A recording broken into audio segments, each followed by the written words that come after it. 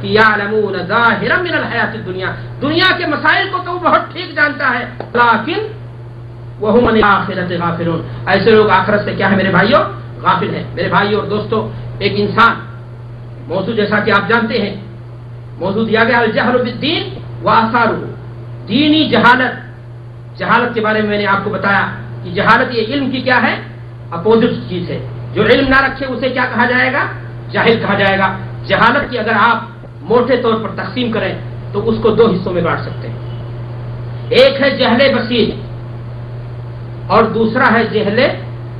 مرکب۔ جہل بسیط کی کیا تعریف کی علماء نے؟ یعنی آدمی کا امی ہونا، پڑھنے لکھنے سے قاصر ہونا، یا پڑھنا لکھنا انسان کو کسی حد تک جانتا ہو لیکن احکام دین سے انسان کیا ہو؟ غافل ہو۔ بلا شبہ میرے بھائیوں، ابھی تک میں نے یہی بات آپ کے سامنے بتائی کہ ایک مسلمان کے لیے عیب کی چیز ہے کہ ایک مسلمان اللہ کی کتاب کو بھی پڑھنا نہ جانتا ہو۔ آج مسلمانوں کی اکثریت، آپ غور کرو تو 80% لوگ مسلمان ایسے مل جائیں گے جو قرآن کو سرے سے پڑھنا ہی جانتے نہیں ہیں، لیکن 20% جو کہتے ہیں میں نے قرآن پڑھا ہے نا ذرا، ان کا حال یہ ہے میرے بھائیوں کہ اس میں 10% ایسے ہیں جن کی شین اور قاف درست، جن کے ہاں لہنے جلی پائی جاتی ہے، قرآن مجید کو صحیح طور سے پڑھنا وہ 10% میں بھی 5 ایسے ملیں گے جو شاید صحیح ڈھنگ سے پڑھتے ہوں اور 5 میں اور بھی خرابی ہوگی۔ اب سوال یہ ہے کہ جب ایک آدمی سورہ فاتحہ کو بھی صحیح ڈھنگ سے نہیں یاد رکھتا، اور میں یہ کہتا ہوں کہ آج مسلمانوں کی اکثریت 50% سے زیادہ لوگ آپ کو ایسے مل جائیں گے جو خاندانی مسلمان ہیں، واللہ کی قسم انسان کہتا ہے مولانا میرے پاس وقت نہیں، میں آپ سے کہتا ہوں آدھا گھنٹہ 24 گھنٹے میں سے اپنی جہالت کی تاریکی کو دور کرنے کے لیے ان سنٹروں سے جڑ جاؤ۔ آپ کے پاس مواقع ہیں، آپ کو سورہ فاتحہ اور دیگر صورتیں بھی، آپ کی نماز، آپ کا روزہ، آپ کی زکوٰۃ، آپ کا حج انشاءاللہ سب کیا ہوگا؟ صحیح ڈھنگ سے ہوگا، اس لیے کہ کوئی عبادت اگر وہ جہالت کے ساتھ مرکب ہے تو یاد رکھنا وہ عبادت اللہ کی بارگاہ میں قبول نہیں ہوگی۔ میں نے آپ سے کہا کہ 50% سے زیادہ لوگ آپ کو ایسے مل جائیں گے جو سورہ فاتحہ جن کو یاد ہی نہیں ہے۔ سوال یہ ہے کہ وہ اگر مسجد میں آپ اس کو لے کے کیوں نہیں گئے، تو کیا وہ ایسی زندگی نماز پڑھتا رہے اور کہے گا ہم کو یاد نہیں تھا؟ اللہ تعالیٰ طلب العلم فریضۃ علی کل مسلم، اللہ کے رسول صلی اللہ علیہ وسلم نے فرمایا ہے ہر ایک مسلمان کی یہ ذمہ داری نہیں کہ مدینہ یونیورسٹی سے جا کر کے شریعت کالج سے یا حدیث کی فیکلٹی سے یا فلاں فیکلٹی سے ڈگری لے، گریجویشن کی، ماسٹر ڈگری لے اور پی ایچ ڈی کی ڈگری لے، لیکن میرے بھائیو اور دوستو اتنا تو ہر مسلمان کے لیے ضروری ہے جس سے بھی جہالت کی تاریکیاں دور ہو سکے۔ اتنا ہر مسلمان کے لیے ضروری ہے کہ وہ کم سے کم نماز اور روزہ کے احکام کو، حج و زکوٰۃ کے احکام کو، جو واجبی حقوق ہے ان کو جانے۔ اگر ایک مسلمان اتنا بھی نہیں جانتا ہے، اتنی بھی اپنی تاریکی کو نہیں دور کرتا ہے، تو پھر میرے بھائیو اور دوستو آپ جانتے ہیں کہ اس کا انجام کیا ہو سکتا ہے۔ اللہ کے رسول صلی اللہ علیہ وسلم نے فرمایا کہ علم دین کا سیکھنا کیا ہے؟ ضروری ہے۔ میرے بھائیو اور دوستو علم دین کا سیکھنا جہاں ایک دینی ذمہ داری ہے، وہی میں آپ کو بتانا چاہتا ہوں کہ علم دین کا سیکھنا ایک شرف اور امتیاز کی بھی چیز ہے۔ اللہ کے رسول صلی اللہ علیہ وسلم فرماتے ہیں من سلک طریقا یلتمس فیہ علما سلک اللہ بہ طریقا الی الجنہ، اگر ایک انسان علم کے سیکھنے میں لگتا ہے، علم کے راستے میں لگتا ہے، تو وہ جنت کے راستے میں جاتا ہے۔ آپ اسلامک سنٹروں میں آ کر کے دینی پروگراموں میں آپ کی یہ شرکت آپ کی دینی غیرت و حمیت کی دلیل ہے۔ یقین مانیں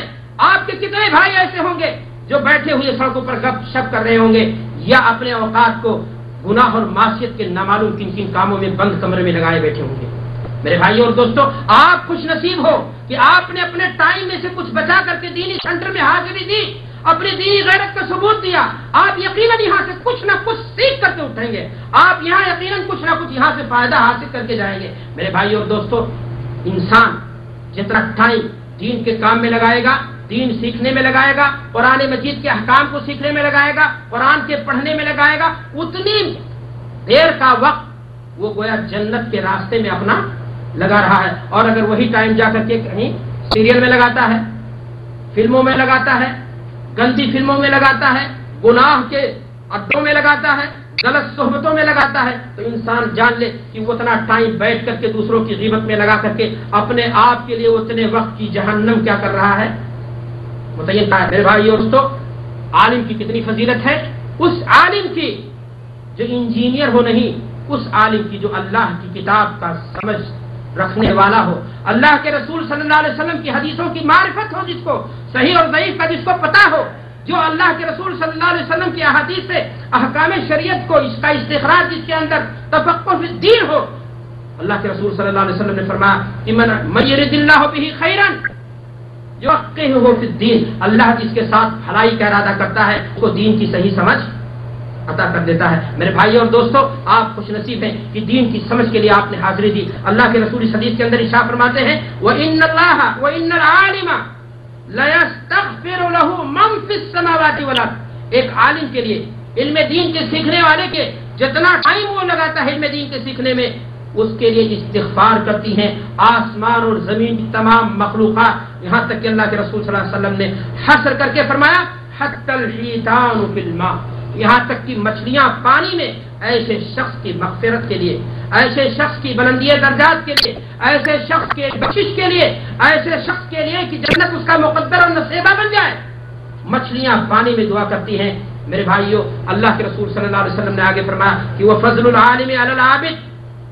ایک عالم کی فضیلت ایک عابد پر،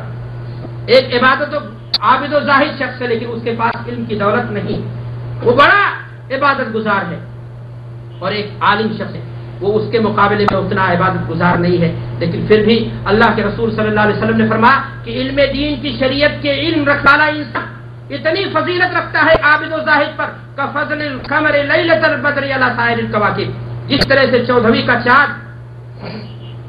تمام ستاروں کی روشنیوں کو مات کر دیتا ہے۔ تو میرے بھائی اور دوستو، بعض روایتوں میں آتا ہے کفضل علی ادنا کو،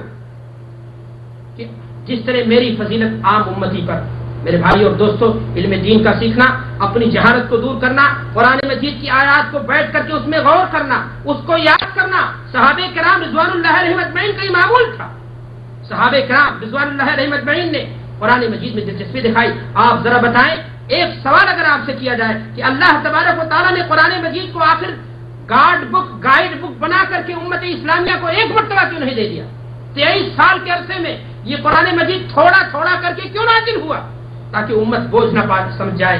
اللہ کے رسول صلی اللہ علیہ وسلم کے محترم صحابہ ایک ایک آیت کو بیٹھ کر یاد کرتے تھے، اس کے معنی اور مفاہیم کو غور کرتے تھے، اس میں تدبر کرتے تھے، اس کو سمجھنے کی کوشش کرتے تھے، اور جب سمجھ لیتے تھے تو اس کو اپنی عملی زندگی میں، پریکٹیکلی زندگی میں بسانے کی کوشش کرتے تھے۔ پھر آگے والی آیت میں کیا ہوتے تھے؟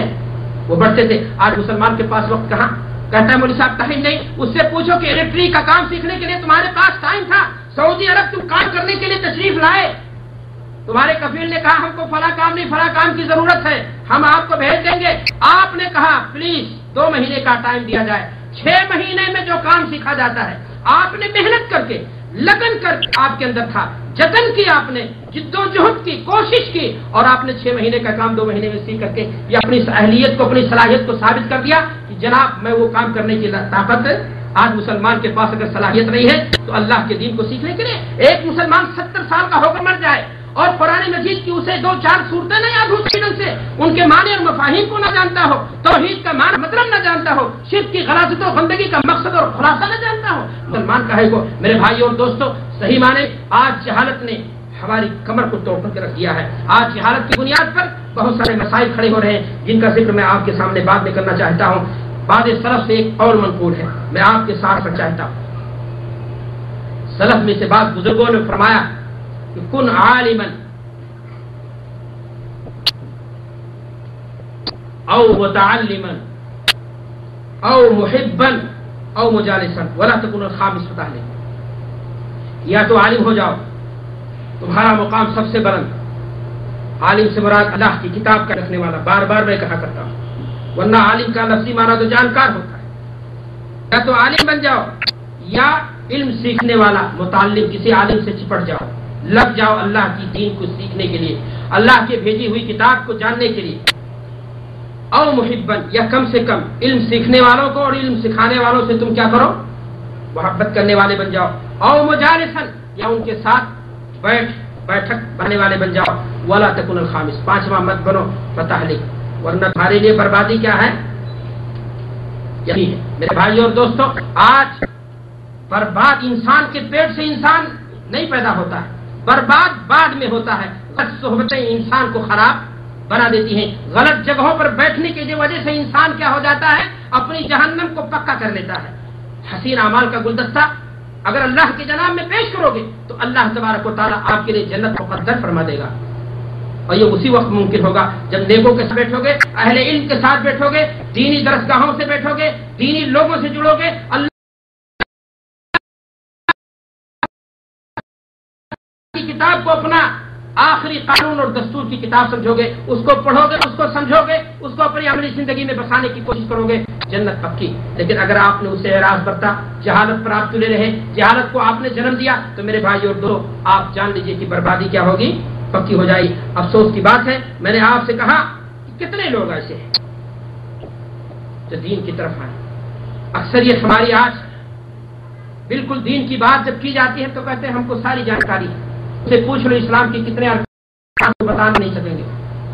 इतनी मालूमात मुसलमान नहीं रखता। लेकिन उससे कहो दीन सीखने के लिए चले आओ तो कहता है मुझे सारी चीज। ताज्जुब ने, तंगनजरी ने आज मुसलमानों को मुख्तलिफ ग्रोहों में बांट दिया, और मुसलमान दीन की बात सीखने के जाहिल रखना पसंद करता है, जाहिल रह जाना पसंद करता है, लेकिन किसी आलिम से जुड़ना पसंद वो